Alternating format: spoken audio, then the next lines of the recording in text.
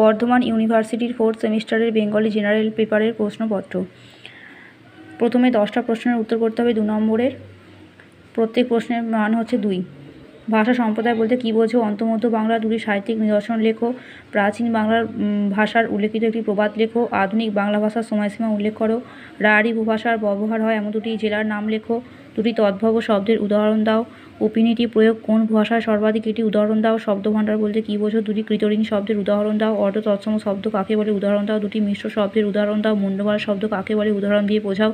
নিভাষা কি? জোর কলম শব্দ কাকে বলে? একটি উদাহরণ দাও। আলমারি ও পেয়ারা শব্দ দুটি কোন ভাষা থেকে গৃহীত হয়েছে? এরপরে যে কোনো 4টি প্রশ্নের উত্তর করতে হবে। প্রত্যেক প্রশ্নের মান 5। কামরূপী উপভাষার অঞ্চল নির্দেশ করে একটি উপভাষার যে কোনো 4টি ভাষাতিক বৈশিষ্ট্য লেখো।